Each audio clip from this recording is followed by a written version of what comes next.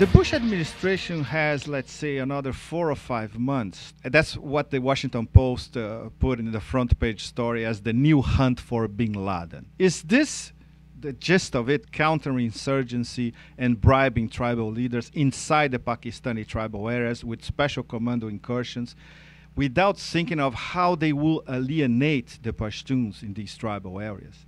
And how does the Bush administration and the intelligence community analyze the situation? Well, first of all, let's look at the question of how the Bush administration has interacted with the intelligence community on this very important issue of what is the United States going to do about the safe haven for the Taliban, and particularly al-Qaeda, in northwest Pakistan. This is a very, very dangerous situation because of the possibility of provoking even greater instability in Pakistan. So obviously the Bush administration, one way or another, has to hear from the intelligence community about what the consequences of this policy of commando raids, using drones, airplanes to use missiles to fire at these targets, hitting obviously some civilian. As they did in this first raid, more than 20 women and children. They have regularly over the last couple of years, what the consequences of this might be.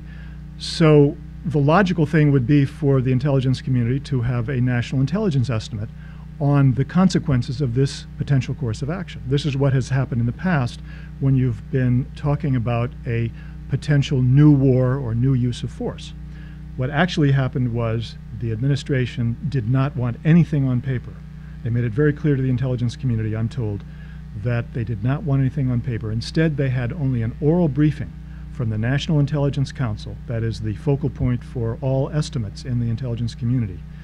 And so last month, in mid-August, the leadership of the National Intelligence Council went to the White House, and I believe it's, in all probability, it was directly the president they briefed. And they warned the White House that if they were to carry out the kinds of commando raids, unilateral commando raids in Pakistan and northwest frontier area, targeting supposedly al-Qaeda and Taliban targets, that the consequences could be serious destabilization, not only of the Pakistani military, but of the government itself. Now, there are a couple of different facets of this. One is that they were very afraid that the Frontier Corps, the force that is almost entirely Pashtun, tribesmen, local tribesmen, which are loosely affiliated with the government, only very loosely, and are in very varying degrees sympathetic to the Islamic radicals in that part of Pakistan, but have not gone over openly to that side.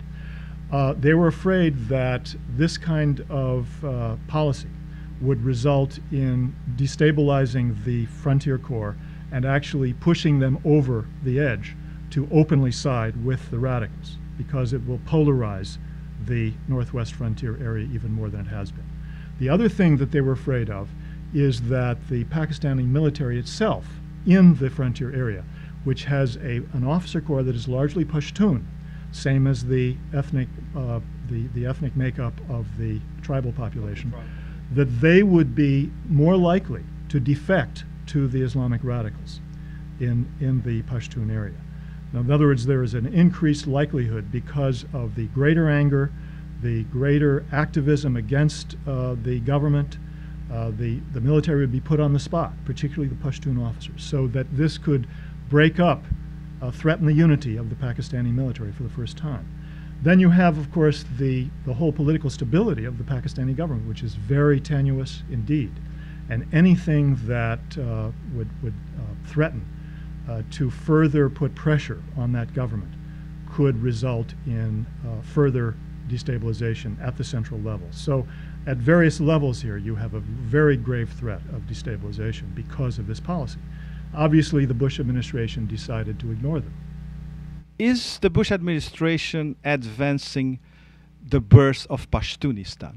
Well, that is the likely impact of what the Bush administration is doing. That is to say, they are giving impetus to a movement across the border between Afghanistan and Pakistan, because you have Pashtun population on both sides of the border. For them, there is no border. There is no border, and increasingly they are one group politically.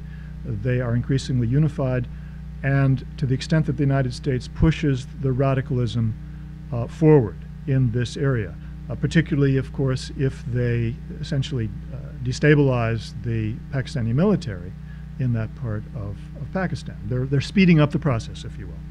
Is this incursion in the tribal areas an irreversible process, no matter who's elected in November, McCain or Obama? And what are the potentially devastating consequences for the U.S.? Well, the problem, of course, is that once you have this kind of program put into action, it acquires a tremendous momentum behind it. And in this case, it's still relatively small compared with, of course, the big war in Iraq, which is a huge operation that you can't, it's like a huge ocean-going vessel that you can't turn around quickly. If there were a political decision made today, of course, it could still be stopped. But politically, I think you get more and more momentum as time goes by. It becomes something that you can't say no to, you can't reverse. And then, of course, you have the question of a new administration coming in next year. If a Democratic administration were to be elected, obviously they would have greater leeway to say no to this. But at this point, the candidacy of Obama and Biden is taking a position that appears to be very strongly supportive in a general sense of this kind of operation. They have not said so explicitly. They have not said anything publicly about the commando raids in Pakistan. But the statement that has been made, which is that we should, if we have actionable intelligence, then we should go after al-Qaeda leaders.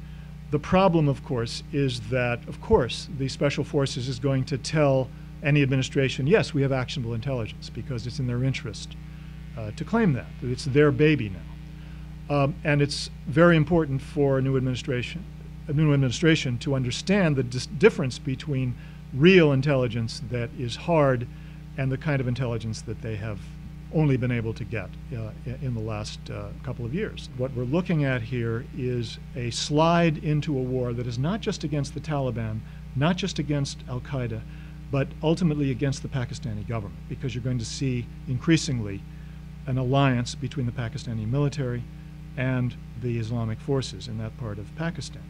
And so I think that what we could very easily see in the coming years is a war between the United States and the Pakistani government.